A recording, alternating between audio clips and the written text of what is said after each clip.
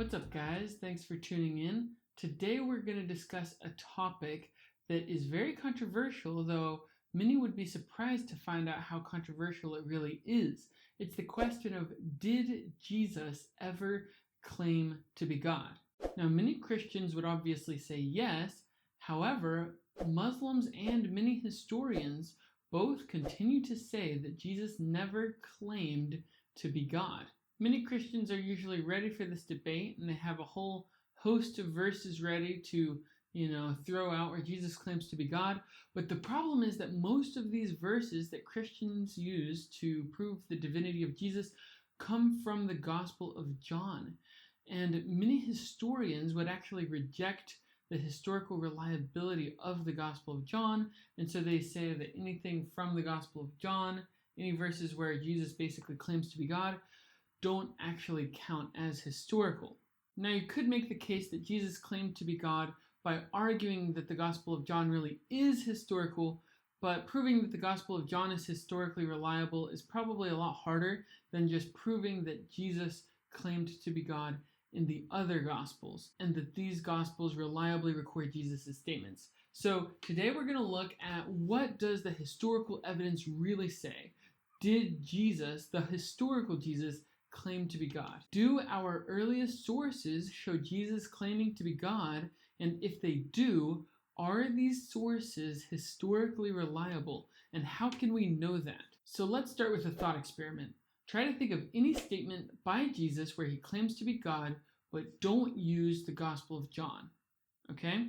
So many of you are probably thinking of when Jesus said, "Before Abraham was, I am." But nope, that comes from the Gospel of John. Maybe some of you are thinking of when Jesus said, "My Father and I are one." Nope, that also comes from the Gospel of John. Maybe you're thinking of when the religious leaders approached Jesus in the Garden of Gethsemane and asked him if he was Jesus, and he said, "I am," invoking the divine name from Exodus, and then everyone around him fell down to the ground. No, that also comes from the Gospel of John. Maybe you're thinking of when Thomas said, "My Lord and my God," and Jesus received this worship. Nope, that too comes from the Gospel of John. So, if all of these most well-known statements of Jesus' divinity come from the Gospel of John, what evidence is there that the historical Jesus actually claimed to be God without relying solely on the Gospel of John?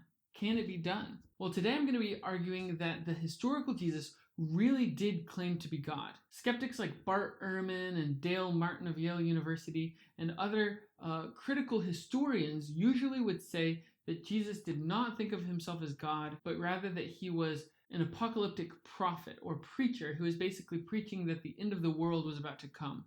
They say that Jesus couldn't have thought of himself as God because he was a good Jew, and to think of yourself as God would be blasphemous, and it would go against the Jewish notion that God is one. And so many historians would say that the a priori evidence shows Jesus couldn't have thought of himself as God. However, in my opinion, we should not just make an a priori case about what Jesus would have thought based on his, social setting, but rather we should look at the actual historical evidence and see if there is reason to believe that Jesus claimed to be God. I'm going to argue that Jesus did claim to be God, albeit in a much more Jewish way that could be easily missed by someone who is not familiar with Jewish culture and Jewish writings. Throughout all of the Gospels and all of the Gospel sources, Jesus repeatedly claims to be the Son of Man. Now, many modern readers may not be aware what the Son of Man is actually referring to. However, the Son of Man that Jesus claimed to be was actually a divine being that Jews thought would come at the apocalypse and judge the earth. So when Jesus claims to be the Son of Man, he is actually claiming divinity because the Son of Man was a divine figure in Jewish writings. Daniel 7 describes the Son of Man in a way that makes him sound strikingly similar to God's own self. It reads, "Behold, with the clouds of heaven, one like a Son of Man was coming. And he came with the Ancient of Days, and was presented before him. And to him was given dominion, glory, and a kingdom, that all the peoples, nations, and men of every language might serve him.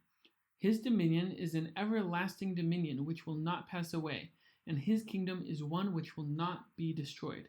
Daniel is not the only book to talk about the Son of Man. Also, the book of Enoch and 4th Ezra give more details on what Jews thought the Son of Man would be like. Here is a list of 6 important things that Jews at the time of Jesus thought about the Son of Man. 1. He will appear before all humankind on the clouds of heaven. 2. He will judge the earth. 3. He will wipe away all evil. 4. He will rule over all. 5. He will sit on a glorious throne. And 6. He will be worshipped and served as only God is. When I use sources outside of the Bible, such as the Book of Enoch or 4th Ezra, I'm not using them as if they are scripture. Instead, I'm using them the way a historian would, to try to figure out what the Jews believed about the Son of Man at the time of Jesus.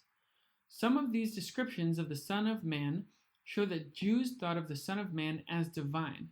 For example, the description of him coming on the clouds is a description only used of Yahweh throughout the Old Testament. You can see Jesus claiming to be this figure in Mark 14:62 after the high priest asked him if he was the Christ, and he said, "I am, and you shall see the Son of Man sitting at the right hand of power and coming with the clouds of heaven," which is a clear reference to Daniel 7:13, when the Son of Man comes on the clouds. Likewise, the word used for serve to describe how the Son of Man will be served in Daniel 7 is a word that is used 10 times in the Bible, and 9 out of these 10 times are in the book of Daniel. Every time that the book of Daniel uses this word, it is talking about someone serving a god, whether Yahweh or a pagan god.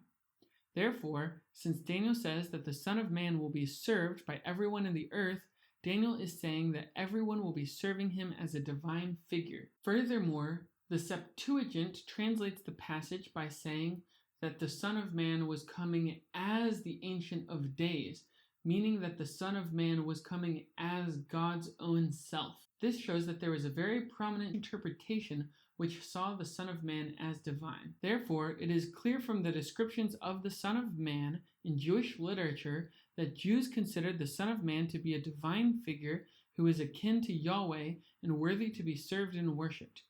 Therefore, if Jesus really claimed to be this Son of Man, then Jesus was claiming divinity.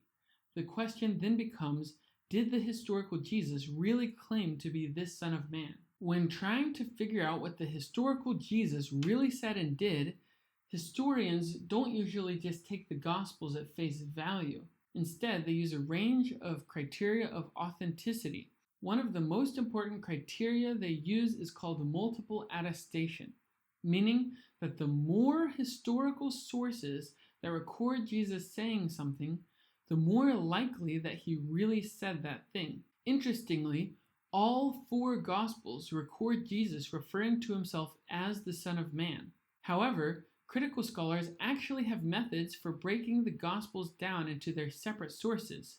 They have ways of figuring out which parts of a Gospel come from one source and which part come from another, since they think that the authors, when they were originally writing, were using lots of sources to compile their Gospels.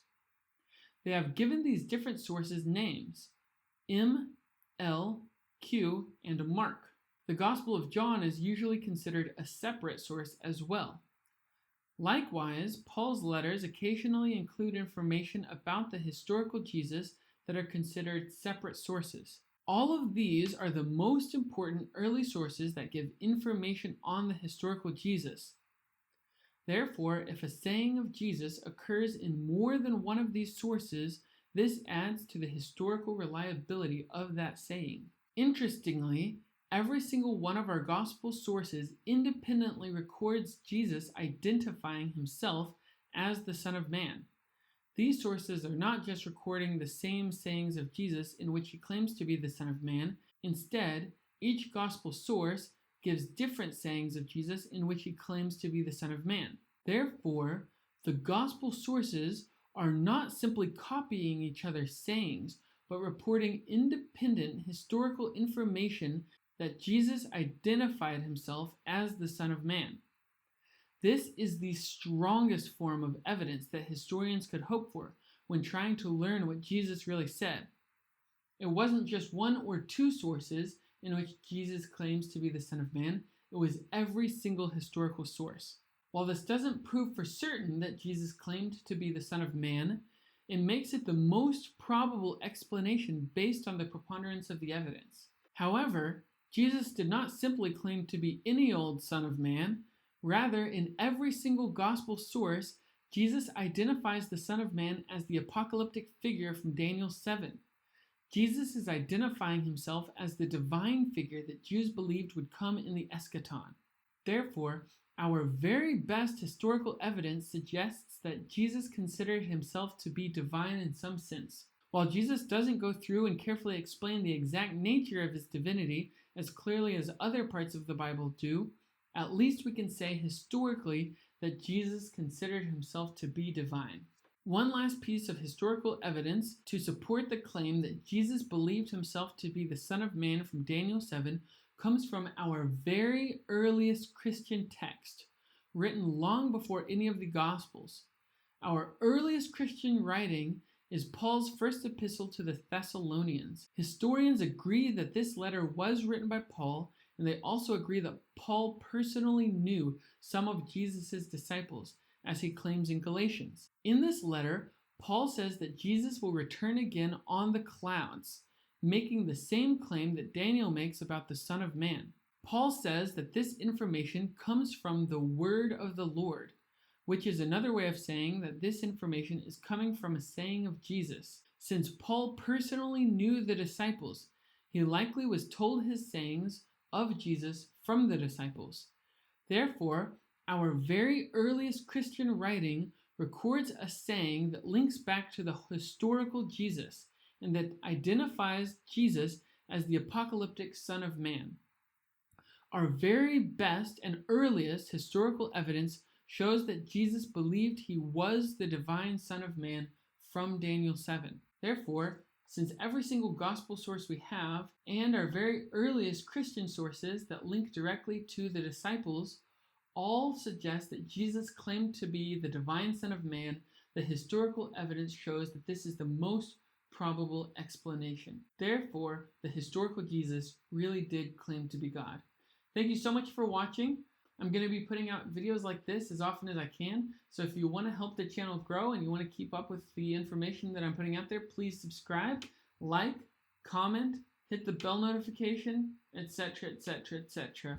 Until next time, take it easy.